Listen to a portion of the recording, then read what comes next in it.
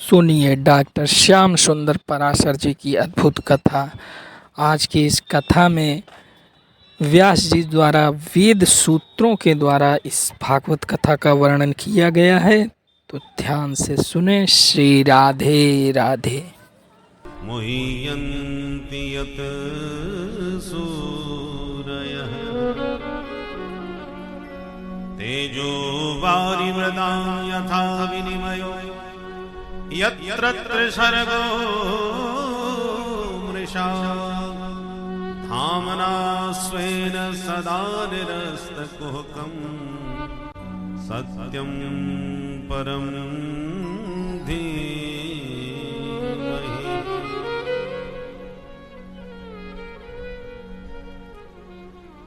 परम मंगलमय परात्पर परम अखिलेश्वर प्रभु श्री हरि की वांग्मय प्रति स्वरूपा श्रीमद् भागवत महापुराण सप्ताह ज्ञान यज्ञ में विराजमान परम श्रद्धे श्री आचार्य जी महाराज तथा साक्षात नारायण स्वरूप पूज्यपाद श्री दंडी स्वामी जी महाराज एवं समस्त आचार्य वृंद, भक्त वृंद एवं भक्तिमती माताएं, कल हम सबने भागवत का महात्म्य श्रवण किया। दो बातें प्रमुखता से हमने सुनी। यह वह पावन ग्रंथ है जिसके श्रवण करने से हमारे जीवन में सोया हुआ ज्ञान और वैराग्य दोनों ही जागृत हो जाते हैं। बिना ज्ञान वैराग्य के भक्ति अपूर्ण सी नजर आती है। भक्ति स्वस्थ थी, युवती थी, किंतु ज्ञान वैराग्य वृद्ध और बेहोश थे, इसलिए दुखी थी। मतलब क्या मिला? संकेत क्या समझ में आया? हमारे जीवन में चाहे जितनी भक्ति हो, और जब तक भगवत तत्व का ज्ञान हमको समुचित नहीं हुआ, जगत से वैराग्य ठीक से नहीं हुआ, तो हमारी भक्ति खिन्न रहेगी। ज्ञान वैराग्य समन्वित भक्ति होनी चाहिए। ज्ञान वैराग्य नयन उर्गारी, ज्ञान वैराग्य दृष्टि है। ज्ञान की दृष्टि हो, वैराग्य की दृष्टि हो, तब भक्ति पुष्ट होती है। दूसरी बात,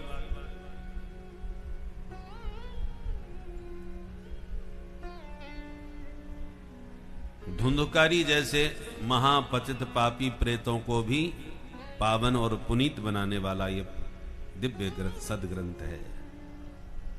पापियों को पाप से है तारती, धुंधकारी जैसे पापियों का भी उद्धार करने वाली है। इसलिए मुक्ति दानेन गर्जती, इसका शुभारंभ इसीलिए शार्दूल विक्रीडित छंद से हुआ है। अभी आपने जो मंगलाचरण सुना, ये शार्दूल विक्रीडित छंद में मंगलाचरण क्यों किया? सिंह के समान मुक्ति के दान की गर्जना करने वाला ये पावन ग्रंथ है।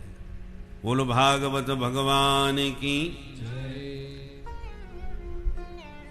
प्रारंभ के प्रथम श्लोक में मंगलाचरण करते हुए व्यास जी महाराज प्रभु का ध्यान करते हैं,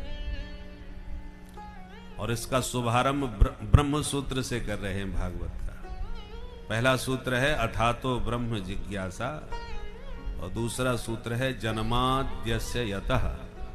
तो इसी ब्रह्म सूत्र के द्वितीय सूत्र से श्रीमद् भागवत का शुभारंभ करके व्यास जी ने संकेत दे दिया कि मैं वेदों का ही भाष्य इस ग्रंथ में करने जा रहा हूं, इसलिए वैदिक सूत्र से प्रारंभ किया। आचार्यों ने इस मंगलाचरण के खूब सारे अर्थ किए हैं, पर श्रीधर स्वामी पाद ने जो अर्थ किया है उसके आधार पर हम आपको इसकी व्याख्या सुना रहे हैं। सत्यम सच्चिदानंद स्वरूपम परम परमेश्वरम धीमहि ध्यायेम। हम सच्चिदानंद परमेश्वर का ध्यान कर रहे हैं। तो उस परमेश्वर का नाम क्या है भाई? किसी का नाम तो लो। कृष्णम परम धीमहि के रामम परम धीमहि के शिवम परम धीमहि के देवीम परम धीमहि। किस देवता का ध्यान कर रहे हो भाई? कौन है वो सच्चिदानंद पूर्ण ब्रह्म परमात्मा? तो बोले हम बता देते हैं, लक्षण से समझ लो। बोले जन्माद्यस्य यतः अस्य विश्वस्य यतः यस्मात् जन्म स्थिति भंगा भवन्ति तस्मै। जिसके द्वारा इस संपूर्ण विश्व प्रपंच का जन्म हुआ, पालन हुआ, संहार हुआ, तीनों जिसके द्वारा संपादित होते हैं, जन्म स्थिति भंगा भवन्ति तस्मै, उस परमेश्वर का हम ध्यान कर रहे हैं। किसी ने कहा तो क्या आप सांख्यों की प्रकृति का ध्यान कर रहे हो? बोले नहीं, प्रकृति का ध्यान नहीं कर रहे। चार्थे स्वभिज्ञ स्वराट, हम उस परमात्मा का ध्यान कर रहे हैं जिसने इस संसार में अपने आप, जिसने संसार बनाया और संसार में अनुगत भी है और उससे इतर भी है, अन्वयात इतरता। वो संसार में व्याप्त भी है और उससे इतर भी है, अलग भी है। जो सर्वज्ञ है, सब प्रकाश है, उस सर्वशक्तिमान ईश्वर का हम ध्यान कर रहे हैं। किसी ने कहा तो कहीं आप हिरण्यगर्भ का ध्यान तो नहीं कर रहे? क्योंकि वेदों ने हिरण्यगर्भ को भी बताया है। हिरण्यगर्भः समवर्तताग्रे भूतस्य जातः पतरेक आसीत् सदाधार पृथिवीन्द्यामुदेमां कस्मै देवाय हविखाभिधेम। हिरण्यगर्भः समवर्तताग्रे भूतस्य, जिसने सबको सृजन किया उस हिरण्यगर्भ का ध्यान कर रहे। बोले नाना, हम ब्रह्मा जी का ध्यान नहीं कर रहे, हम उसका ध्यान कर रहे हैं जिसने ब्रह्मा जी को भी पैदा किया और ब्रह्मा को इस वेदों का दिव्यतम रहस्य समझाया। तेने ब्रह्म हृदय आदि कवये, आदि कवये ब्रह्मणे हृदय संकल्पेन ब्रह्म तेने। जिस परमात्मा ने ब्रह्मा जी को भी वेदों का ज्ञान कराया। किसी ने कहा हमने तो आज तक नहीं सुना कि भगवान ने ब्रह्मा जी को वेद पढ़ाया। कहां लिखा है बताओ? कब ब्रह्मा जी भगवान के पास वेद पढ़ने गए कि गणानान्त्वा गणपति गुं? ऐसा तो कहीं नहीं लिखा। बोले नहीं नहीं, भगवान ने वो गुरु चेला की तरह वेद नहीं पढ़ाए। तो कैसे पढ़ाए? बोले हृदय संकल्पेन ब्रह्म तेने। ब्रह्म का अर्थ है वेद। भगवान ने अपने संकल्प से ही ब्रह्मा जी को वेदों का ज्ञान करा दिया। पढ़ाने की जरूरत नहीं पड़ती भगवान को। भगवान सत्य संकल्प है, इच्छा करी और ज्ञान हो गया। ध्रुव जी को गाल से संग छुआ दिया, ज्ञान हो गया। पढ़ाने की जरूरत नहीं। भगवान मूकम करोति वाचालम, भगवान के संकल्प से ही सब कुछ हो जाता है। तो जो ज्ञान भगवान ने अपने संकल्प मात्र से ब्रह्मा जी को करा दिया, उसी वेदों के ज्ञान को प्राप्त करने में मुह्यन्ति यत सूरयः, सूरयः विद्वांसः मुह्यन्ति मोहम प्राप्नुवन्ति। बड़े बड़े विद्वान वेदों के वास्तविक तात्पर्य को जानने में व्यामोहित हो जाते हैं। तेजो वारि मृदाम यथा विनिमयो यत्र त्रिशर्गो मृषा। जिस परमात्मा के माया के प्रभाव से ये त्रिगुणात्मक जो जगत है, सत्व रज तम से बना हुआ,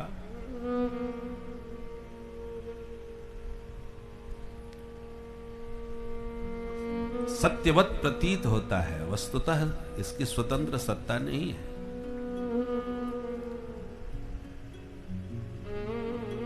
जैसे तेजो बारी मृदाम यथा, जैसे तेज धूप पड़ रही हो, सड़क पर चलो तो उसमें आपको पानी भरा नजर आएगा।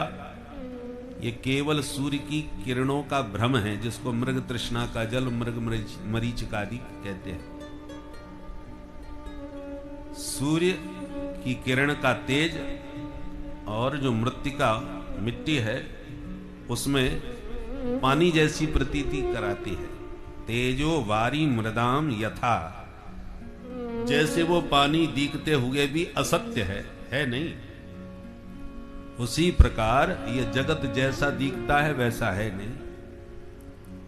यत्र त्रिशर्गो मृषा वर्धामना स्वेन सदा निरस्तकोतम। जब जीव को अपने स्वरूप का ज्ञान हो जाता है तो ये माया का जो जाल है, माया का जो भ्रम है, जिस भ्रम से हम इस जगत को सत्य मान बैठते हैं, वो ब्रह्म स्वरूप ज्ञान होते ही समाप्त हो जाता है। जैसे हम स्वप्न देखते हैं तो जब तक सो रहे हैं तभी तक स्वप्न सत्य है, आंख खुली तो सब मिथ्या हो जाता है, स्वप्न पर हंसी आने लगती है। ऐसे ही स्वरूप बोध होने से माया के द्वारा दिखाया हुआ यह जगत जाल विलुप्त हो जाता है, समाप्त हो जाता है। ऐसे उन सच्चिदानंद परमेश्वर पूर्ण ब्रह्म परमात्मा का हम सब मिल करके ध्यान करते हैं। ऐसे समस्त शिष्य परिकर के साथ व्यास जी ध्यान कर रहे हैं, इसलिए बहुवचन का प्रयोग किया, धीमहि।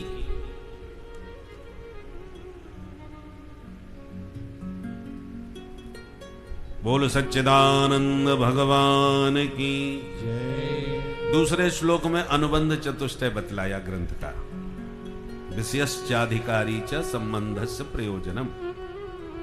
इस ग्रंथ का मुख्य विषय क्या है? बोले धर्म प्रोज्झित कैतवोत्र परमो निर्मत्सराणाम सताम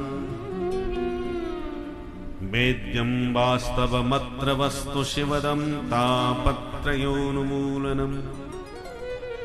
श्रीमद्भागवते महामुनिकृते किं वा परैरीश्वर सद्यो हृद्यवरुध्यते कृतभिः शुश्रूषभिः तत्क्षणात्। इस श्लोक में 3 बार अत्र अत्र अत्र कहा। धर्म प्रोज्झित कैतवोत्र, अत्र अस्मिन् ग्रंथे प्रोज्झित कैतवः परमो धर्मः निरूप्यते। व्यास जी कहते हैं इस ग्रंथ में हम निष्कपट परम धर्म का निरूपण करने जा रहे हैं। अत्र शब्द में यह ध्वनि है कि अत्रैव निरूप्यते नान्यत्र। इसी ग्रंथ में आपको यह निष्कपट परम धर्म का स्वरूप समझ में आएगा, अन्य ग्रंथों में आपको उपलब्ध नहीं होगा। यही इसका मुख्य विषय है, निष्कपट परम धर्म। परम धर्म क्या होता है वो हम कल आपको विस्तार से बता चुके हैं। उसी परम धर्म का निरूपण यहाँ मुख्य विषय है इस ग्रंथ में। अच्छा, इस ग्रंथ के सुनने का अधिकारी कौन? बोले निर्मत्सराणाम सताम। जिसका मात्सर्य मर गया हो वही इस कथा को सुनने का अधिकारी है। निर्गता मत्सरः, मत्सर माने मत्तः अग्रेसरति, मुझसे इतना आगे निकल गया। जहां किसी की तरक्की देखी, उत्कर्ष देखा तो हमको चुभने लगा, उसकी उड़ान हमको चुभने लगी तो समझ लो आपके भीतर मच्छर घुस गया। निर्मत्सराणाम सता, मत्सर और मच्छर में थोड़ा ही अंतर है। मच्छर बाहर से काटे और मत्सर भीतर से काटे। तो निर्मत्सर होके जो सुनेगा उसी को यह रस का स्वाद मिलेगा। अच्छा महाराज ये तो बताओ सुनने से फायदा क्या होगा? तो 3 फायदे गिनारे। वेद्यं वास्तवमत्र वस्तु शिवदं तापत्रयोन्मूलनम्। अत्र शब्द का पुनः प्रयोग हुआ। अत्र वास्तव वस्तु वेद्यम। इसी ग्रंथ में आपको वास्तव वस्तु का ज्ञान होगा। वास्तव वस्तु किसे कहते हैं? वास्तवो जीवः, वास्तवी माया, वास्तवम जगत। जीव, जगत और माया तीनों को वास्तव कहा जाता है। तो इन तीनों का ज्ञान हो जाएगा तुम्हें। अच्छा, तीनों का ज्ञान हो भी गया तो उससे क्या होगा? बोले शिवदम, तुम्हारा कल्याण हो जाएगा। अच्छा, कल्याण होगा कि नहीं होगा ये तो मरने के बाद पता चलेगा। जीते जी हमको क्या लाभ मिलेगा? बोले तापत्रयोन्मूलनम। आपके जीवन में जो दैहिक दैविक भौतिक ताप तुम्हें तपा रहे हैं, ये तीनों तापों का सर्वथा उन्मूलन हो जाएगा। और क्या फायदा होगा? श्रीमद्भागवते महामुनि कृते किं वा परैरीश्वर। इस परम पवित्र व्यासकृत श्रीमद् भागवत के श्रवण करने के बाद भी उस परमात्मा की प्राप्ति नहीं होगी क्या? अर्थात अवश्य होगी। कितने दिनों बाद होगी? बोले सद्यः, शीघ्र ही हो जाएगी। कितने शीघ्र हो जाएगी? बोले शुश्रूष भी तत्क्षणात्। शुश्रूष भी माने श्रोतुम इक्षत भी, जहां सुनने की उत्कट उत्कंठा हृदय में उत्पन्न हुई कि तत्क्षणात् ईश्वर हृदय अवरुद्धते, उसी क्षण ईश्वर तुम्हारे हृदय में आकर के अवरुद्ध हो जाएगा। बोलो भागवत भगवान की।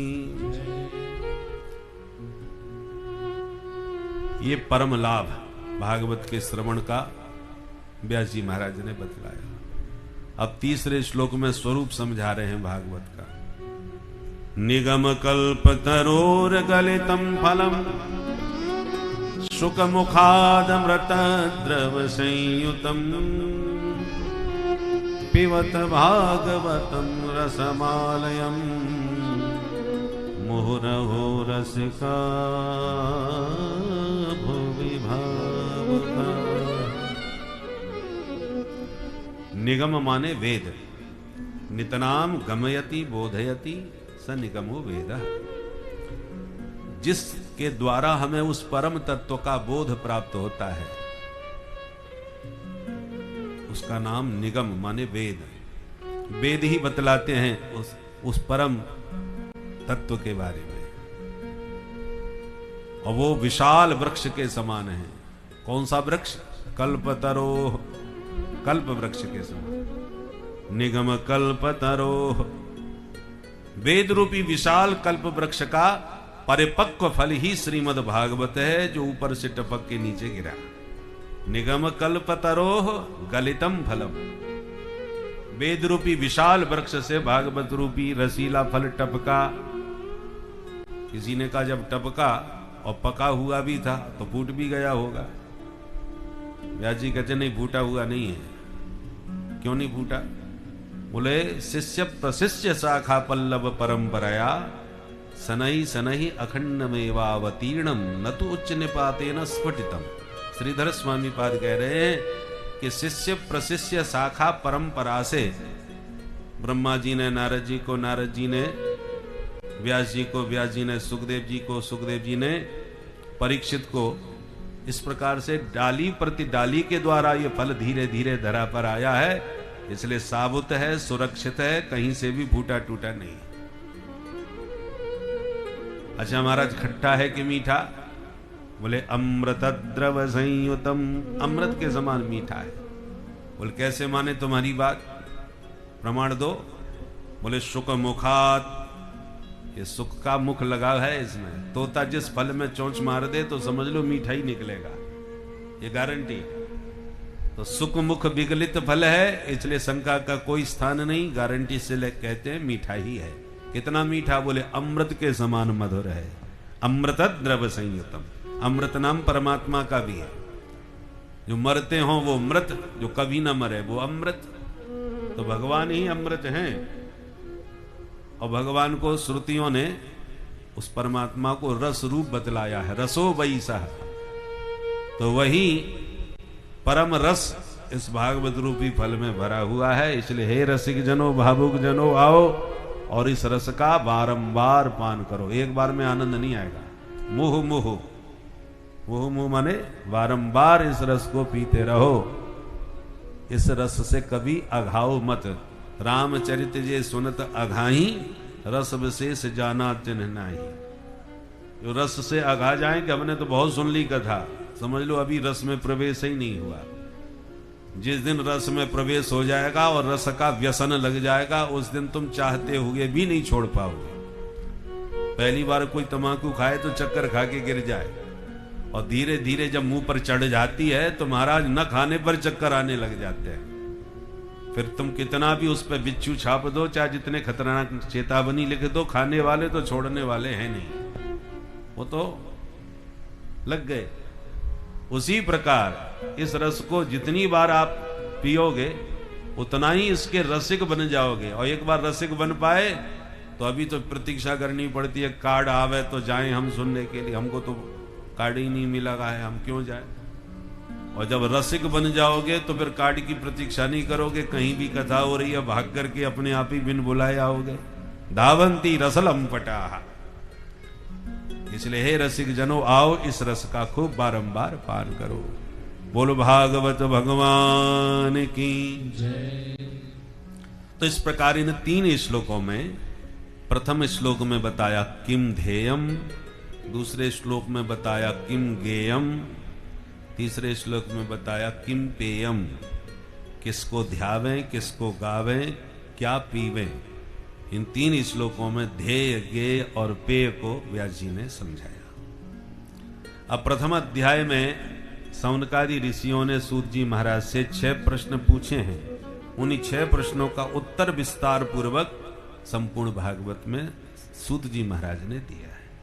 पहला प्रश्न है कि महाराज घोर कलयुग आ चुका है, कठिन काम कोई कर नहीं सकते, तो ऐसे कलयुग के कलुषित प्राणियों की बुद्धि भी मंद है और भाग्य भी मंद है, ऐसे मंद भागी जीवों का कल्याण कैसे होगा?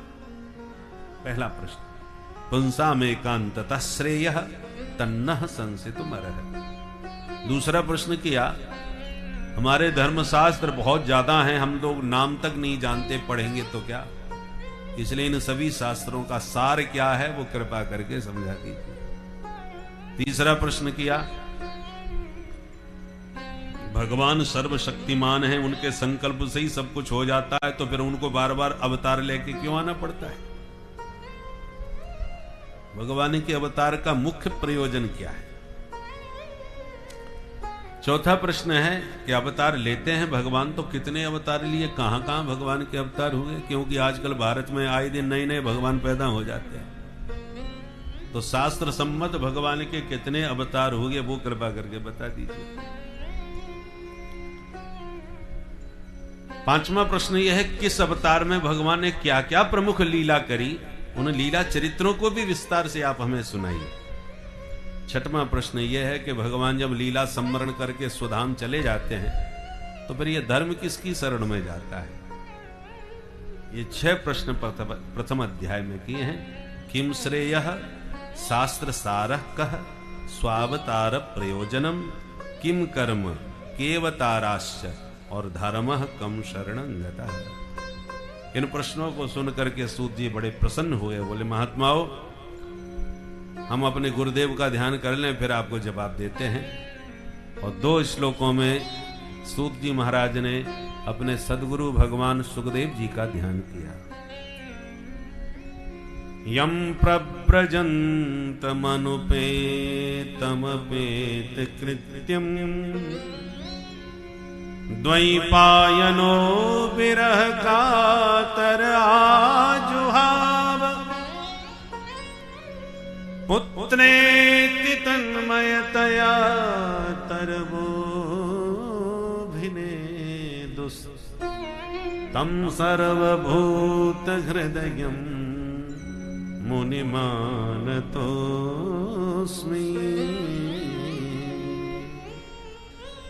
यस्वानुभावमखिलश्रुतिसारमेक मध्यात्मदीपमतितीरिषितान्तमोऽन्धम् संसारिणां करुणयाः पुराणगुह्यम् तं व्याससूनमुपयामि गुरुम् तं व्याससूनुमुपयामि गुरुं मुनीनाम्। कैसे हैं भगवान सुखदेव? यम प्रव्रजन्तम, ब्रजंतम गच्छन्तम, तो पैदा होते ही चले गए। अब प्रव्रजंतम माने हमेशा के लिए चले गए।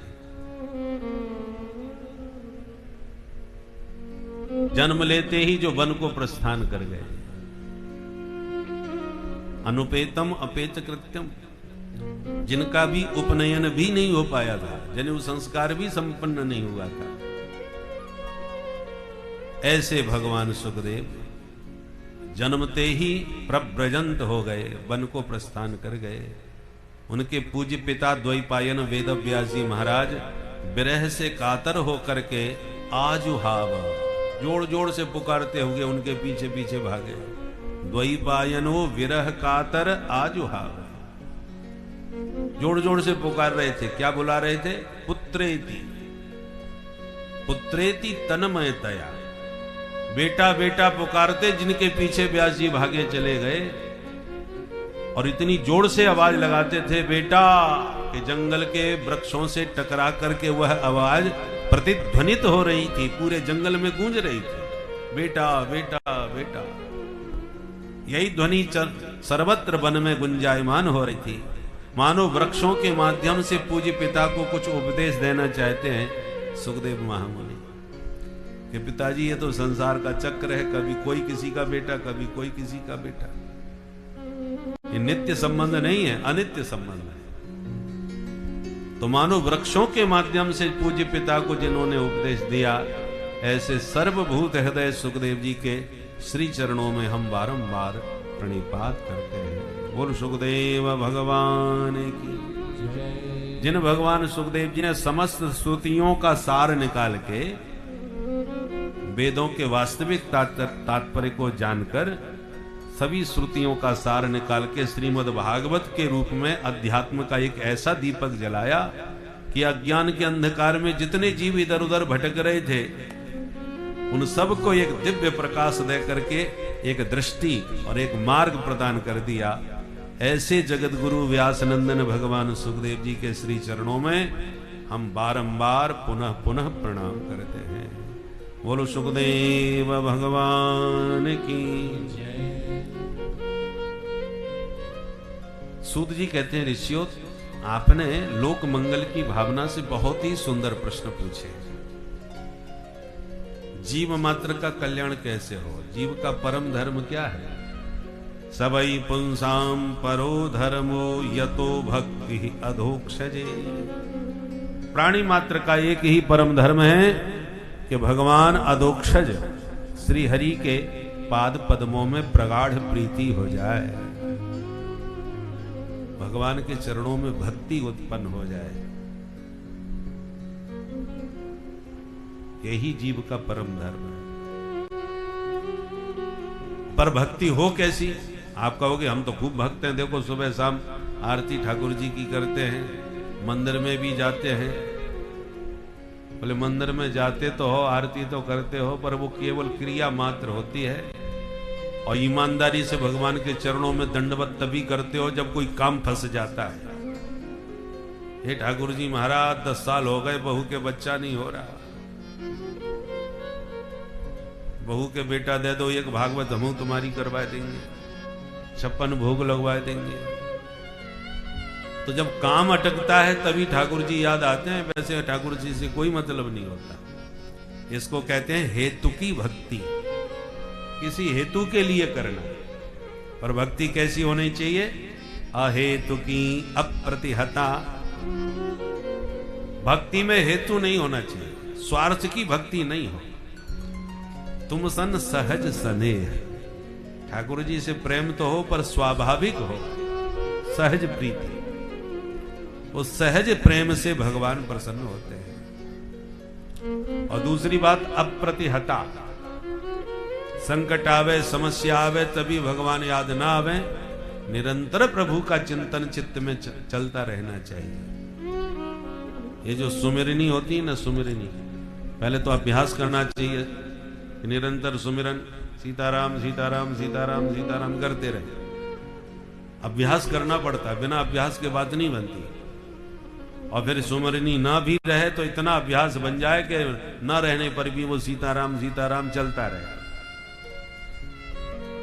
सुमिरन सतत होना चाहिए। अप्रतिहता, जैसे गंगा जी की निर्मल जल धारा निरंतर प्रवाहमान रहती है सागर की ओर। ये नहीं कि गोमुख से चलते चलते तीर्थराज प्रयाग में आकर मुझे बहुत लंबा सफर हो गया, थोड़ी देर आराम कर लूं फिर जाऊंगी कलकत्ता की तरफ। ऐसा नहीं, कितनी भी लंबी यात्रा हो जाए गंगा जी विश्राम तभी लेंगी जब सागर को प्राप्त कर लेंगी, उसके पहले कभी उनको विश्राम नहीं। ऐसे ही भक्ति में निरंतर चिंतन, निरंतर प्रवाह, तैल धारावत गंगा प्रवाहवत निरंतर चित्त में प्रभु का चिंतन चलता रहना चाहिए। उसको कहते हैं अप्रतिहता। गंगा जी का लक्ष्य है सागर को पाना।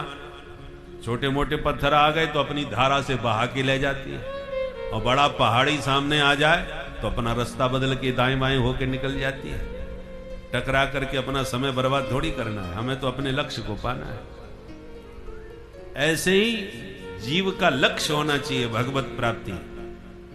भगवत प्राप्ति में क्या करना पड़ेगा, कैसे चलना है। संसार में अनावश्यक टकरा करके किसी से अपना समय नष्ट न करो, अपने लक्ष्य की ओर आगे बढ़ो। समय सीमित है, श्वासें सीमित हैं। बोलो राधे राधे। लोग कबड्डी खेलने जाते हैं, कबड्डी तो लगभग सबने खेली होगी, पर आजकल तो महाराज क्रिकेट जब से आई है कबड्डी गायब हो गई। छोटे छोटे बच्चे, ये हम लोगों का खेल नहीं है, ये तो बाहर का है। हम लोगों का तो कबड्डी यही था। हमारे खेलों में भी शक्ति, श्वास प्राणायाम अच्छा होगा तभी तो कबड्डी कबड्डी दे पाएगा। अब कबड्डी में नियम होता है कि एक आप जब कबड्डी देने जाते हैं तो एक लाइन उधर भी खींची है, उसको टच करके ही आओगे, और टच किए बिना आ गए तो जैसी आराम आउट। परंतु उसको टच करने नहीं देते विपक्षी लोग, वो दर दबोचते हैं। जहां वहां आप लाइन टच करने गए कि उन्होंने उठा के पटका आपको, और उन सब से बच करके लाइन टच करके सांस टूटने से पहले आप अपने पाले में आ गए तो विजयी हो गए। ये सारा संसार भी ऐसा ही खेल का मैदान है। भगवान ने निश्चित सांसें दी हैं सभी को, श्वास। अब आप निश्चित श्वास लेकर के आए हो, और जीवन का एक लक्ष्य है, और वो लक्ष्य है भगवत प्राप्ति। सभी पुंसाम परो धर्मो यतो भक्ति अधोक्षजे। भगवत प्राप्ति, भगवान के चरणारविंद की भक्ति हमारे जीवन का लक्ष्य है। वो भगवत भक्ति प्राप्त हो जाए, और संसार के जो तमाम दुनिया भर के मगरमच्छ हैं, इनसे आप अपने आप को बचाओ। काम क्रोध लोभ मोह मद मात्सर्य, ये सब दुश्मन आपको पटकने के लिए, पटकनी देने के लिए तैयार खड़े हैं। अब इनसे बचो, भगवत प्राप्ति की लक्ष्य की लाइन को टच करो, और सांस टूटने से पहले वापस अपने घर पहुंच जाओ। पहुंच गए तो आप पार हो गए भवसागर से, और इन काम क्रोधाद ने पकड़ के यहीं पटक दिए तो पुण्यरपि जननम पुण्यरपि मरणम के चक्कर में पड़े रहो। आप ये जीवन की जंग हार गए। इसलिए श्वासों को व्यर्थ नहीं गंवाना चाहिए। श्वास श्वास पे हरि भज, वृथा श्वास जनिक होय, ना जाने या श्वास को आवन हो या न हो। श्वास निश्चित है। अब तुम जैसी कबड्डी देने गए, सो कबड्डी कबड्डी करके उनके डर के मारे इधर ही कबड्डी कबड्डी करते गए, जब तक सांस टूटने का समय हो गया, लाइन टच कर नहीं पाई, लौट के पहुंच नहीं पाए, और दबोच लिए गए दुश्मनों के द्वारा, कबड्डी हार गए। बोलो राधे राधे। इसलिए जो निश्चित श्वासें हैं उन्हें फालतू समय में बर्बाद न करो। लोग कहते हैं क्या कर रहे हो, बोले साहब ताश खेल रहे हैं। क्यों खेल रहे हो, बोले टाइम पास करना है। इतना टाइम है आपके पास कि फालतू में ही पास कर रहे हो उसे। इन श्वासों की क्या कीमत है, उससे पूछो जिसकी श्वासें अटकी पड़ी हैं। अंतिम श्वास जब लेते ना झटके के साथ, तब देखो एक एक श्वास की कितनी कीमत होती है। आयुष क्षण एकोपी न लभ्य स्वर्ण कोटि भी। आयु का जो क्षण बीत चुका है, आप करोड़ों सोने की मुद्रा दे करके भी उसे वापस लेना चाहो तो नहीं मिलेगा। जो बीत गया सो बीत गया। एक एक क्षण कितना कीमती होता है। उस बहुमूल्य समय को व्यर्थ बर्बाद न करो, समय का सदुपयोग करो। बहुत छोटी सी उम्र है, ज्यादा लंबी चौड़ी नहीं है। और 100 साल की उम्र मान भी बैठ लो, कोई गारंटी कार्ड नहीं है आपके पास कि 100 साल तक जिंदा ही रहोगे। छोटे छोटे बच्चे मर जाते हैं, अच्छे भले बैठे बैठे लोग लुढ़क जाते हैं। किसी का कोई समय का ठिकाना नहीं, कब क्या हो जाए। इसलिए जितना समय मिला है उस समय का सही ढंग से सदुपयोग करना सीख लो, क्योंकि ना जाने या श्वास को आवन हो या न हो। जो श्वास निकल गई अब दोबारा मिलेगी दूसरी श्वास, इसकी भी कोई गारंटी नहीं। आजकल तो ऐसी ऐसी वीडियो खूब सोशल मीडिया पे आती हैं कि अच्छे वाले चलते चलते लोग कैसे कैसे लुढ़क जाते, नाचते नाचते लोग लुढ़क जाते, गाते गाते। महाराज एक प्रसिद्ध गायक था ना, अपना गीत गाते गाते गया। ऐसे अनेकों प्रसंग हैं, उदाहरण हजारों हैं। एक क्षण का भी पता नहीं है, इसलिए आपके पास कोई गारंटी नहीं है कि तुम कितने दिन जीवित रहोगे। इसलिए जितनी श्वासें हैं उन श्वासों का सदुपयोग कर लो। 84 लाख योनियों में केवल आपको यही शरीर मिला है मनुष्य का, जिसमें आप अपना कल्याण कर सकते हो, और शरीरों से कल्याण नहीं होने वाला। वो भोग शरीर है, केवल भोग भोगो। पशु पक्षी जितने भी हैं, पुरुषार्थ कितना है? पेट भरने का। जाएंगे, पेट भर गया तो आराम से आराम करेंगे, इसके अलावा उनको और कुछ नहीं आता। और वही तुमने भी पेट पालने का आपने अपना आधार बना लिया, लक्ष्य बना लिया, तो आप में और हम में और पशुओं में क्या अंतर रह जाएगा? आहार निद्रा भय मैथुनंच सामान्य में तत्पशुभिर नारायण। पशुओं में मनुष्यों में आहार निद्रा भय मैथुन समान रूप से है। आप भी खाते हो, वो भी खाते हैं, वो भी बच्चे पाल रहे हैं, आप भी बच्चे पाल रहे हो। उनके भी बच्चे हैं, आपके भी बच्चे हैं। आप भी सोते हो, वो भी सोते हैं। आपको भी डर लगता है, उन्हें भी डर लगता है। तो आहार निद्रा भय और मैथुन, ये चारों आप में और मनुष्य में, सब मनुष्य में और पशुओं में सब बराबर है। विशेषता क्या है आपकी? जो बड़े भाग्य मानुष तनु पावा, इतनी महिमा गाई। एक ही विशेषता है, धर्मो ही तेषाम अधिको विशेषः धर्मेण हीनः पशुभिः समानः। आप धर्म के मर्म को जान सकते हो। कर्तव्य का आपको विवेक है, धर्मा धर्म का आपके पास विवेक है, पशुओं के पास नहीं है। वो खाते भी जा रहे हैं और मलमूत्र भी त्यागते जा रहे हैं, पानी पीते भी जाएगा, लघुशंका भी करता जाएगा, उनका कोई नियम नहीं है। तो इसलिए पशु हैं। हमारे यहां खाने का, खान पान पर विचार करने का हमारे पास विवेक है। क्या चीज खानी चाहिए, क्या नहीं खानी चाहिए, किसके हाथ से खाना चाहिए, किसके हाथ नहीं खाना चाहिए, सब पर विचार है। किधर मुंह करके खाना चाहिए, कैसे बैठ के खाना चाहिए, हर चीज पर ऋषि मुनियों ने बहुत विवेक पूर्वक विचार किया है। और जिसके जीवन में कुछ भी विचार नहीं है, वो दो पैर वाला पशु ही है। पशु के 4 पैर होते हैं, आपके 2 पैर हैं। विचारवान यदि आप हैं तो ही मनुष्य हैं। आजकल पशुता क्यों बढ़ती जा रही है? क्योंकि विचार समाप्त हो गए। कुछ भी खाओ, कहीं भी खाओ, कैसे भी खाओ, कोई नियम नहीं। ये पशुता का लक्षण है। जिसका कोई नियम न हो वो पशु है।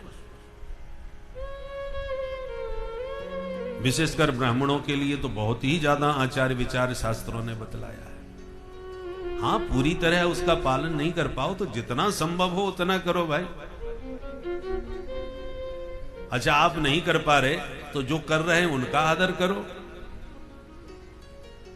उनको तो महत्व दो कि हाँ भाई कोई तो कर रहा है। आजकल दृष्टिकोण ही लोगों के सोचने का बदल गया है। पहले जो आचार विचार का पूरा पालन करते थे, शौचाचार का पूरा पालन करते थे, अपरस में ठाकुर जी की सेवा करते थे, भोग बनाते थे, स्वयं पाकी अपने हाथ से बना के पाते थे, स्पर्श पर विचार करते थे, हर किसी का छुआ नहीं खा सकते थे। उन लोगों का बड़ा आदर हृदय से लोग करते थे कि बड़े आचारवान हैं, विचारवान हैं। आजकल उल्टा हो गया, अरे बड़ा बड़ा पाखंडी है, उसको मत छूना, इसको मत छूना, बहुत छुआछूत मानता है। परिभाषा बदल गई पूरी। और जो कुछ भी नहीं विचार करे, जो उल्टा सीधा कुछ भी खिला दो, कैसे, अरे हमारे महाराज जी बड़े सिद्ध हैं, कुछ भी खिला दो, कोई भी खिला दो, कैसे भी खिला दो। परंतु वो बाबा जी बहुत पाखंडी हैं, बहुत छुआछूत मानते हैं। हमारे महाराज जी बहुत सरल है। ये सरलता की परिभाषा बन गई। जो आचार विचार विहीन हो जाए उसे लोग सिद्ध मानते हैं, और जो आचार्यवान हो, विचारवान हो, शौचाचार का पालन करता हो, लोग उसको पाखंडी बोलते हैं। ये परिभाषाएं हो गई आज। तो जिसका कोई आचार विचार नहीं, वो पशुता की ओर बढ़ रहा है। आचार्यवान ही पुरुष होता है। महापुरुष कौन है? जो आचार विचार करे। पहले लोग रुपया पैसा लेने में भी विचार करते थे, इसका पैसा ठीक नहीं, हम नहीं लेंगे भाई, इसका दान हम नहीं लेंगे, इसका काम ठीक नहीं। माघ मेला में जहां हम प्रतिवर्ष माघ मेला में जो कथा कहते हैं, दंडी बाड़ा, ब्रह्मलीन श्री रामलोचन स्वरूप ब्रह्मचारी जी महाराज, तो ब्राह्मणों के धन का ही वो अपने ऊपर प्रयोग करते थे। अन्य किसी का धन है तो बांट देते थे, साधु सेवा में लगा देते थे, स्वयं अपने प्रयोग में नहीं लेते थे। बहुत ज्यादा आचार विचार था। सिद्ध कोटि के महापुरुष थे, साक्षात रुद्र जैसे प्रतीत होते थे महाराज, जिन्होंने दर्शन किया हो। क्या दिव्य उनका स्वरूप था। तात्पर्य यह है कि महापुरुषों का दिव्य तेज इन्हीं सब आचार विचार से ही तो वो तेजस्वी बनते हैं, प्रभावशाली बनते हैं। दिव्यता अलग दिखाई पड़ती है। ठाकुर जी के गर्भगृह में कोई नहीं घुसता, ठाकुर जी का हर कोई स्पर्श नहीं कर सकता। जितनी पवित्रता के साथ ठाकुर जी की सेवा होगी, उतना ही श्री विग्रह में दिव्यता का दर्शन होगा। अब उदारता के नाम पर आप चाहे जिसको भी गर्भगृह में घुसा लो, पैंट शर्ट पहन के कोई नेताजी आ रहे हैं तो वो भी चले जा रहे हैं, क्योंकि मना नहीं कर सकते साहब, नाराज हो जाएंगे तो मंदिर बंद करवा देंगे। तो किसी भी डर भय से आप किसी को भी अंदर घुसा के किसी को भी स्पर्श कराओगे श्री विग्रह का, तो विग्रह श्रीहीन हो जाएगा, शक्तिहीन हो जाएगा, उसकी दिव्यता विलुप्त हो जाएगी। आचार विचार से ही दिव्यता जीवन में आती है।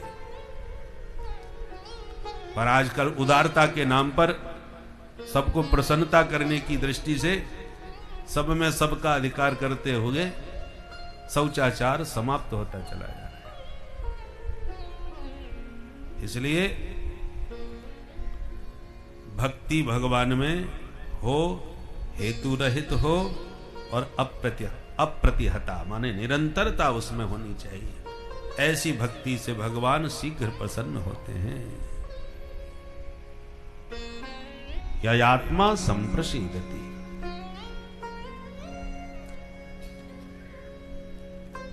मनुष्य जीवन का परम लक्ष्य क्या है?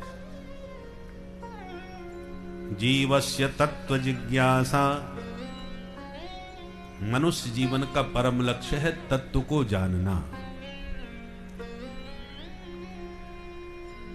देखो, 4 पुरुषार्थ हैं, धर्म अर्थ काम मोक्ष। आज हमने इन 4 पुरुषार्थों में आदि और अंत के पुरुषार्थ को छोड़ दिया। ना धर्म से मतलब नहीं, पूरी तरह धर्मनिरपेक्ष हो रहे हैं, और मोक्ष को मानते ही नहीं। मर के कौन कहां जाएगा किसने देखा। बीच के जो केवल हैं अर्थ और काम, इसमें हमारी श्रद्धा जरूर है। और अर्थ काम के हम दास हो गए। कामनाओं की इंद्रिय तृप्ति में लगे हैं। कैसे भी आए, बस अर्थ आए, संपत्ति आए, धन आए, झूठ बुलवा लो, झूठी गवाही दिलवा लो, कुछ भी करवा लो। पहले लोग सुपारी खाते थे, आजकल लोग सुपारी ले लेते हैं लोगों की खाने के लिए। उसे निपटाना है, उसकी सुपारी दिया, निपटाएगा, चबा जाएगा। आजकल इस अर्थ में सुपारी का प्रयोग होता है ना। तो बस अर्थ मिलना चाहिए, मूल्य मिलना चाहिए। तुम कुछ भी करा लो, किसी की भी हत्या करवा लो, झूठी गवाही दिलवा लो, केवल अर्थ, इसका नाम है वित्तेषणा। वित्तेषणा के पीछे व्यक्ति पागल है, अर्थ का दास। परंतु प्रारब्ध में जितना आप लेके आए हो उतना ही पाओगे। सिर पटक के मर जाओ, उससे ज्यादा नहीं मिलने वाला। आपको पुरुषार्थ जो करना है ईमानदारी से, वो तो धर्म का आचरण करो, मोक्ष की प्राप्ति का लक्ष्य रखो। अर्थ और काम तो प्रारब्ध के अनुसार तुम्हें मिलेंगे।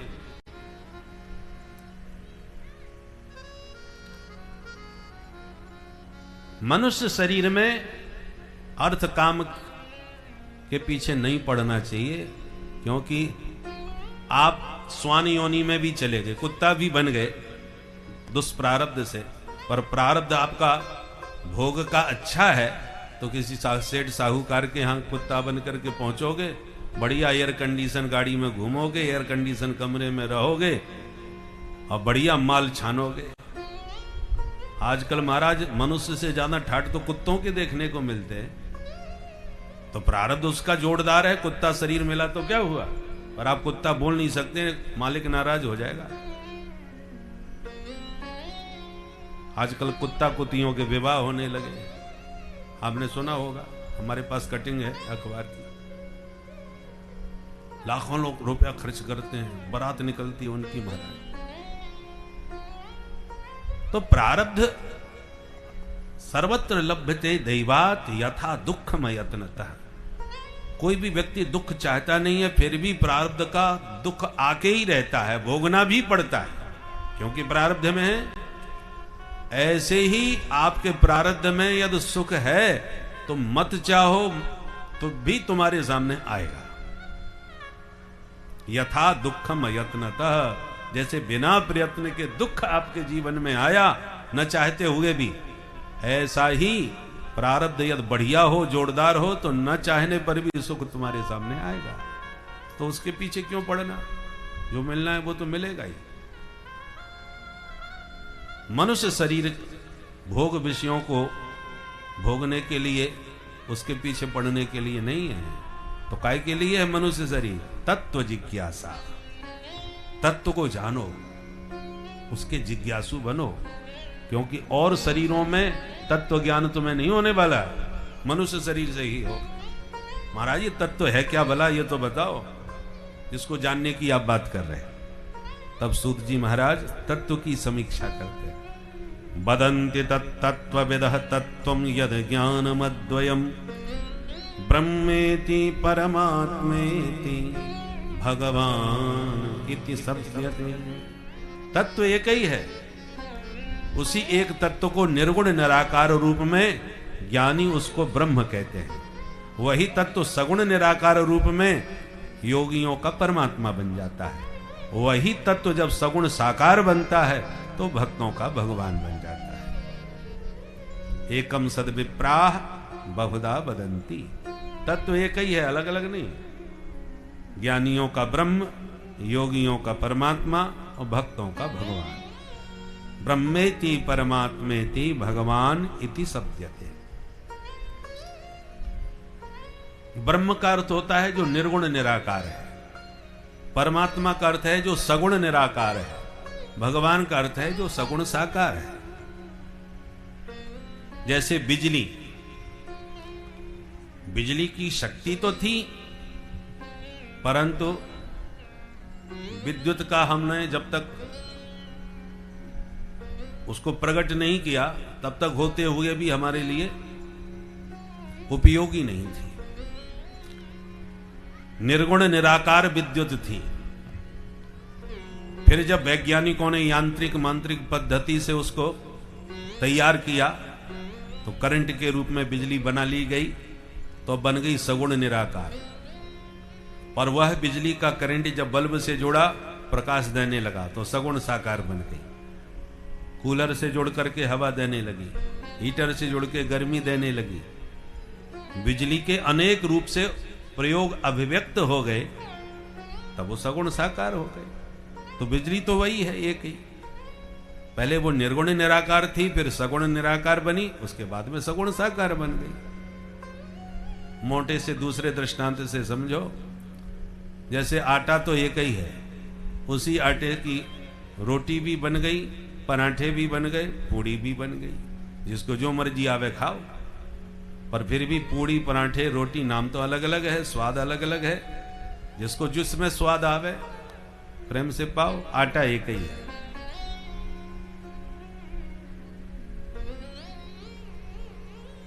उसी प्रकार तत्व एक ही है। उसी तत्व को किसी भी रूप में, चाहे ब्रह्म के रूप में, चाहे परमात्मा के रूप में, चाहे भगवान के रूप में, उसी तत्व को जानो। ब्रज के रसिक जन, प्रेमी जन तो कहते हैं कृष्णात् परम किमपि तत्वम हम न जाने। कृष्ण के अलावा हम और किसी तत्व को जानते नहीं, कृष्ण ही परम तत्व है। तत्वों का तत्व वही है, जिस रूप में आप उसको जानना चाहो। अनेक रूप रूपाय विष्णवे प्रभ विष्णवे। हमारे यहां तो 56 भोग का है। 56 भोग से भी ज्यादा भोग होते हैं, 56 तो केवल नाम है।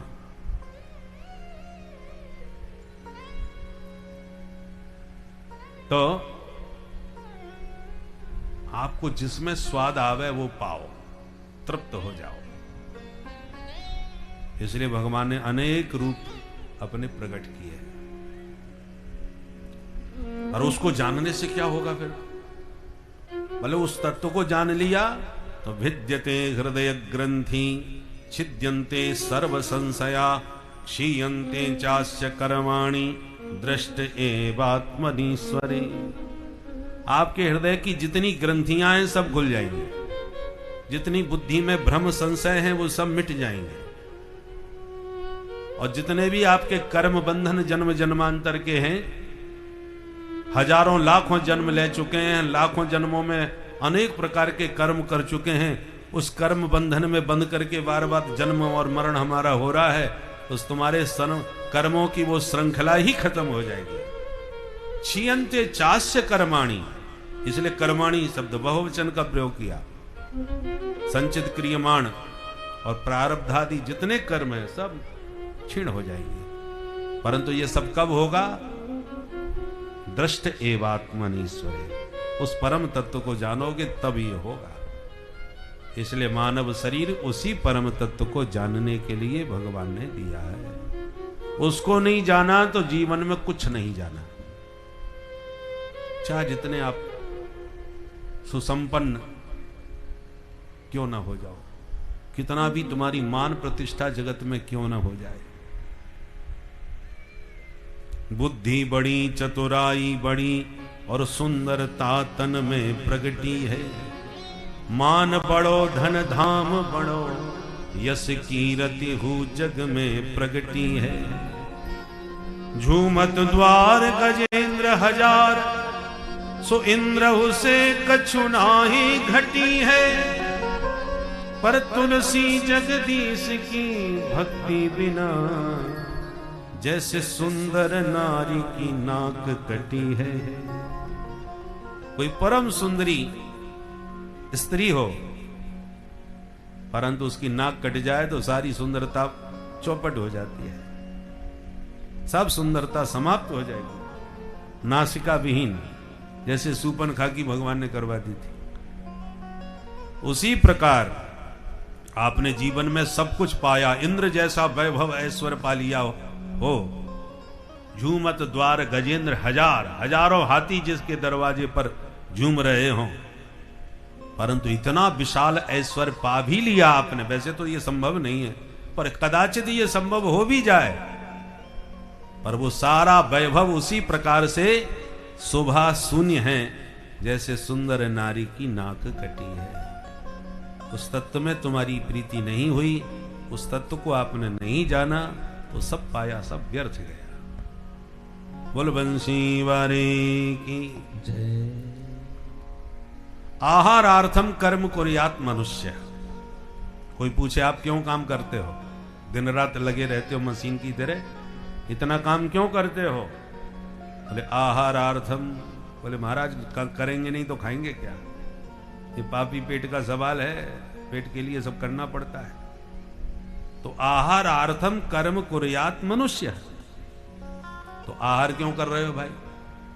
बोले आहारम कुर्यात प्राण संधारणार्थम। बोले भोजन इसलिए करना पड़ता है कि भोजन नहीं करेंगे तो जिएंगे कैसे?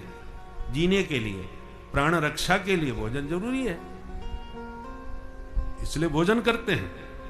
अच्छा, तो प्राणों की रक्षा क्यों करना चाहते हो?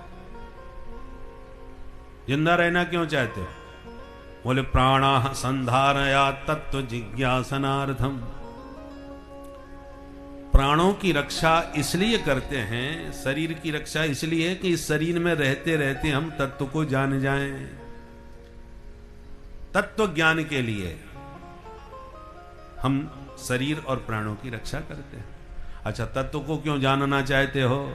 बोले तत्वम जिज्ञासम ये न भूयो न जन्मः। तत्व को इसलिए जानना चाहते हैं कि उसको जानने के बाद हमारे अनंत जन्मों से जो जन्म मरण की श्रृंखला चली आ रही है, पुनरपि जननम पुनरपि मरणम पुनरपि जननी जठरे शयनम, इस श्रृंखला को समाप्त करने के लिए तत्व की जानकारी आवश्यक है। इसलिए तत्वम जिज्ञास्यम येन भूयो न जन्मः। हम इसलिए तत्व को जानना चाहते हैं ताकि दोबारा हमारा जन्म मरण ना हो गए। भगवान शंकराचार्य जी कहते हैं जन्मना उसका सार्थक है जिसको दोबारा न जन्म लेना पड़े। एक बार जो जन्म ले लिया तो अब जन्म लेना सार्थक कब होगा कि दोबारा तुम्हें जन्म ना लेना पड़े। और मरना उसका सार्थक है जो एक बार मर गया तो दोबारा फिर कभी मरना ना पड़े। जन्म मरण उसी का सार्थक होता है। पशु पक्षियों की तरह खाने पीने सोने और धन कमाने में, परिवार का पेट भरने में भागते भागते यूं ही जिंदगी खत्म हो गई, मर गए, चले गए, फिर दोबारा पैदा हो गए, मां के गर्भ में आए, फिर वही श्रृंखला चल रही है। ये श्रृंखला, मुर्गी ने अंडा दिया, अंडे ने फिर मुर्गी, मुर्गी से फिर अंडा, ये श्रृंखला चलती रहती है। बीज से वृक्ष बना, वृक्ष से फिर बीज पैदा हो गया। इस श्रृंखला को तोड़ने का एक ही उपाय है तत्व जिज्ञास्यम। तत्व को जान लो। उस परम तत्व को जो जान जाएगा उसी की यह श्रृंखला समाप्त हो जाएगी। भगवान 24 रूप में अवतार लिए हैं। उन 24 अवतारों का सूत जी महाराज ने वर्णन किया और अंत में कहा एते चांस कला पुंसः कृष्णस्तु भगवान स्वयं। भगवान के अवतारों में भी भेद है, हंसावतार, कलावतार, और परिपूर्ण अवतार तो केवल भगवान श्री कृष्ण का है, परंतु चकार भी लगा है। एते चांस, च अंश, तो च का मतलब क्या? चकारे न श्री रामोपि ज्ञेय। राम जी भी पूरे पूर्ण अवतार है। पूर्णावतार दो ही हैं, राम और श्याम। अच्छा महाराज ये बताओ, ये जो आप हमको भागवत सुना रहे हो, इसकी रचना कब, कहां, किसके द्वारा हुई? तब सूत जी महाराज ने कहा द्वापरे समनुप्राप्ते तृतीये युग पर्यये जातः पराशराद्योगी वासव्या कलया हरे। द्वापर के अंत में श्री कृष्ण द्वैपायन वेदव्यासी महाराज का अवतार हुआ, जिन्होंने जब अपनी दिव्य दृष्टि से भविष्य की ओर दृष्टिपात किया तो घोर कलयुग दिखाई पड़ा। व्यास जी को चिंता हो गई, कलयुग के प्राणियों का कैसे कल्याण होगा? इनकी तो मंदा सुमंद मतयो मंद भाग्या उपद्रुता, बुद्धि भाग्य सब मंद है इनका। तब व्यास जी महाराज ने एक वेद के 4 विभाग किए। वेदों में ही तत्व ज्ञान है, परंतु वेदों की भाषा थोड़ी जटिल है, लोग समझ नहीं पाते, तो इसका सरलीकरण करना चाहिए। तो पहले उसके 4 विभाग कर दिए, ऋग यजु साम अथर्व। परंतु वेदों की जटिल भाषा लोग समझ नहीं पा रहे, इसलिए पंचम वेद लिखा, जिसका नाम हुआ महाभारत। महाभारत क्या है? पंचम वेद, वेदादि शास्त्रों का सार सर्वस्व संग्रहित करके महाभारत में स्थित कर दिया व्यास जी महाराज ने। महाभारत का ही तो 700 श्लोकों का अंश है भगवत गीता, जिस गीता के बारे में कहा जाता है सर्वोपनिषदो गावो दोग्धा गोपाल नंदन पार्थो वत्स सुधीर भोक्ता दुग्धम गीतामृतम महत्। सारी उपनिषदों को भगवान ने गाय बनाया और स्वयं गोपाल बन करके उनको दोहा। और गाय कब दूध देती है? जब कोई बछड़ा हो उसका। तो दूध को पिया किसने? केवल बछड़ा। बछड़ा तो थोड़ा पीता है, बाद में और भी लोग पीते हैं दूध को। बछड़ा तो निमित्त बनता है। तो अर्जुन को निमित्त बना करके उस दुग्धम गीतामृतम, गीता के अमृत का जो दूध है वो किसने पिया? सुधीर भोक्ता। सुधी, सुंदर बुद्धि जिनके पास है, सद्बुद्धि जिनके पास है, ऐसे सज्जन पुरुष, बुद्धिमान पुरुष ही उस गीतामृत के दूध को पीने पचाने में समर्थ हो गए। आजकल के बच्चों को तो दूध ही नहीं पचता, पसंद ही नहीं आता। चाउमीन खिलाओ, उल्टा सीधा खिलाओ, उसमें हमने देखा बोले एक शुद्ध घी की जलेबी बनाता था, बड़ी मुश्किल से बिकती थी महाराज। और जो तेल की बनाते थे सेक करके, उसकी खूब चकाचक बिकती थी। बोले कागज साहब हमें घी की पसंद नहीं है, तो बेचारी को दुकान बंद करनी पड़ी। ऐसी आजकल शुद्ध घी लोगों को पसंद नहीं है, क्योंकि मिलावट खाते खाते अब मिलावटी हो गए, तो शुद्ध मिलता भी नहीं, और मिली भी जाए तो हमको पसंद आता नहीं। उसी प्रकार ये तत्व की समीक्षा हर जगह कोई करता नहीं। बोलो राधे राधे, हमारे पल्ले नहीं पड़ रही तो फिर कौन परोस है? इसलिए ये मिलावट का योग है भाई। बोलो राधे राधे।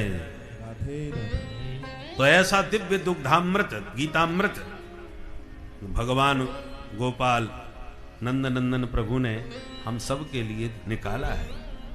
सुधीर भोक्ता है, बुद्धिमान जो होंगे सज्जन पुरुष वो ही उसको बचा पाएंगे।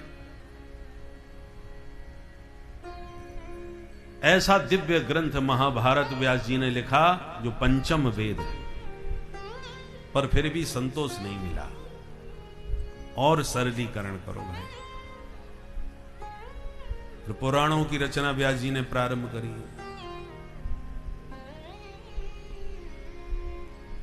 17 पुराण लिख दिए, तब भी संतोष नहीं मिला।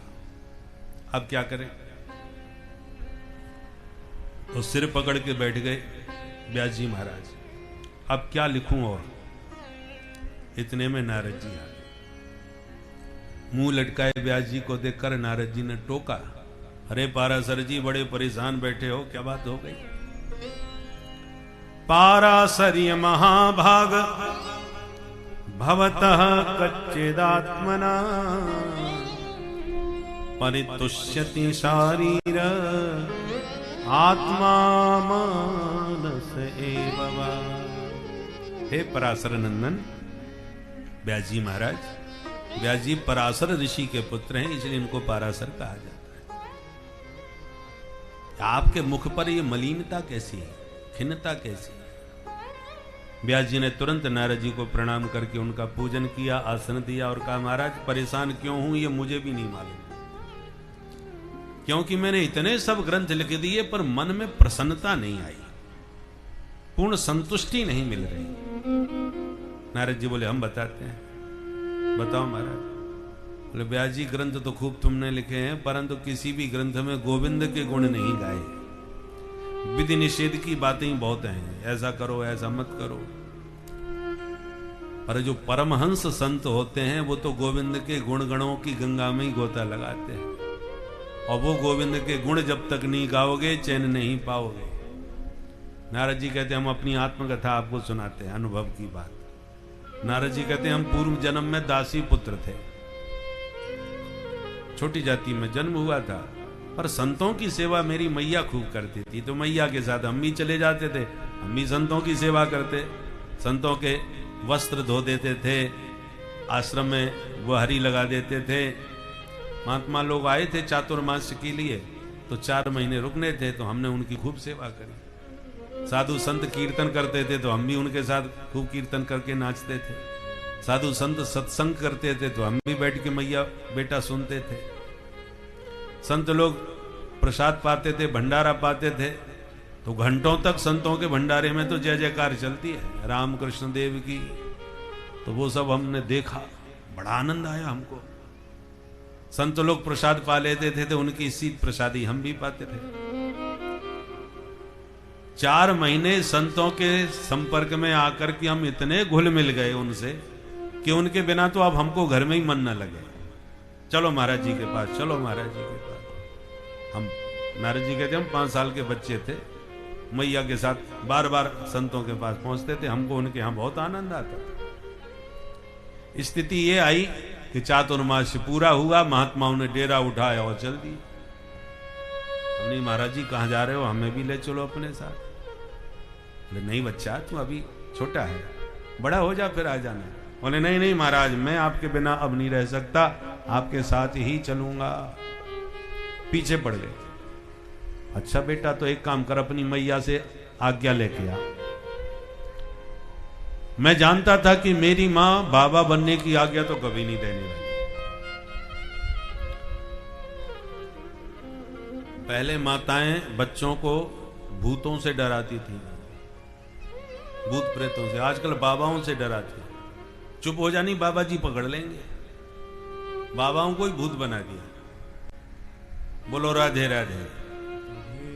अरे बच्चों को ऐसे संस्कार देना चाहिए कि साधु संतों के प्रति उसके मन में श्रद्धा उत्पन्न हो। तुम भय उत्पन्न कर रहे हो बचपन से कि बाबा जी पकड़ लेंगे।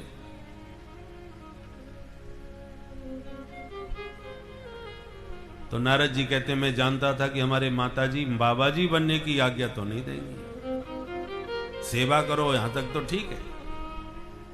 मैंने कि नहीं महाराज जी, मां मुझे आज्ञा नहीं देगी। तो बेटा देखो, 2 ही शर्त है, या तो माता जी पधार जाएं तब आओ, और अभी चलना है तो माता से आज्ञा लेकर आओ, नहीं तो तेरी मां को बताए बिना हम तुझे बाबा जी बना के अपने साथ ले जाएंगे तो तेरी मैया तो जिंदगी भर हमको गाली देगी। मैंने तो महाराज जी की 4 महीना सेवा करी, महाराज जी ने ये फल दिया कि मेरे बेटे को भगा के ले गए, हम तो बदनाम हो जाएंगे। इसलिए मां की आज्ञा लो, अथवा मां पधार जाए तब आओ। तुम्हारा तब तक मैं रहूंगा कैसे? बोले मंत्र दिए देते हैं, घर में ही भजन करो। ठीक है, समझौता हो गया। संतों ने मंत्र दे दिया और कंठी माला पहना दी, चले गए। अब नारद जी 24 घंटे वही मंत्र जपते रहते हैं घर में बैठे बैठे। मैया ने देखा, हे भगवान, जब से महाराज जी गए ये तो माला ही सटकाता रहता है, खेलना कूदना बिल्कुल बंद कर दिया इस बच्चे ने। भगवान न करे कहीं बाबा जी ना बन जाइए, इसकी जल्दी शादी करना चाहिए। पुराने जमाने में जल्दी हो भी जाती थी। अब घर में जो भी मेहमान आवे, मैया ये कहीं चर्चा चलावे, महाराज जी कोई छोरी मिले तो बता दो, मेरे छोरा को विवाह करा दो। मेरी बस अंतिम इच्छा यही है कि घर में रुनुक झुनुक करती बहू आ जाए और बहू बेटा घर संभाल लें, फिर भगवान मोकू उठा लें, फिर मोए कोई कछू ना चाहिए। अब जैसे ही शादी विवाह की बात मैया चलाती, सोई नारद जी की धड़कन बढ़ जाती। हे भगवान, अभी तो मैं माता जी के पधारने की प्रतीक्षा में पड़ा हूं घर में, कि माता जी पधार जाएं तो मैं संतों के साथ मैं भी चला जाऊं। और माता जी कहीं शादी करके गई तो फिर देवी जी के पधारने की प्रतीक्षा में तो हमारी उम्र ही पूरी हो जाएगी। हे प्रभु, अब आप ही कुछ करो, भगवान से प्रार्थना करते थे। एक दिन क्या लीला रची ठाकुर जी ने, शाम का वक्त था, अंधेरा हो रहा था, मैया गैया दोहने के लिए चली गई और गौशाला में एक नाग घूम रहा था, उस पर पैर रख दिया, नाग ने पट्टे से काट लिया, मैया जी पधार गई। और नारद जी अपने भजन में बैठे थे। किसी ने दौड़ के खबर करी, तू बैठा बैठा माला सटका रहा है, तेरी मैया मर गई, सांप ने काट ली। नारद जी एकदम चौंक करके खड़े हो, क्या कहा, मैया मर गई? बोले हाँ। ऊपर से तो रोए और भीतर से खुश, क्या मेरा बंधन कट गया, अब कोई बंधन मेरे जीवन में नहीं रहा। तो अनुग्रहम मन्यमान, हृदय में भगवान का बड़ा भारी अनुग्रह मान करके नारद जी ने माता जी का संस्कार किया और सीधे वहां से उत्तर दिशा की ओर चल दिए, जिस दिशा में संत गए थे। अब संत तो कब के गए, कहां के कहां पहुंच गए, रमते राम महात्मा। अब नारद जी ढूंढते फिरे जंगलों में, कहीं महात्मा न मिले। ढूंढते ढूंढते थक गए, एक सरोवर मिल गया, सो उसमें नहाए, बढ़िया ठंडा पानी पिया, तबीयत खुश हो गई। तो इतने में बगल में एक सुंदर वृक्ष घना पीपल का खड़ा, उसी पीपल के वृक्ष के नीचे बैठ गए और सोचा जो महाराज जी ने मंत्र दिया है थोड़ा भजन कर ले, फिर ढूंढेंगे महात्मा, कब मिलेंगे कोई पता नहीं। सो बैठ के अपना भजन चालू कर दिया। मंत्र जैसी जपे, वो भूमि की दिव्यता, कुछ ठाकुर जी की कृपा कि हृदयासीन में सनेर हरि। नारद जी कहते हैं मेरे हृदय में तुरंत हरि का दर्शन मुझे होने लग गया। जो प्रभु का दर्शन मैंने अपने हृदय में किया, फिर तो मेरी प्रसन्नता का ठिकाना नहीं रहा। मैं तो सिद्ध हो गया भाई, मुझे तो प्रत्यक्ष प्रभु की अनुभूति होने लगी, दर्शन होने लग गए।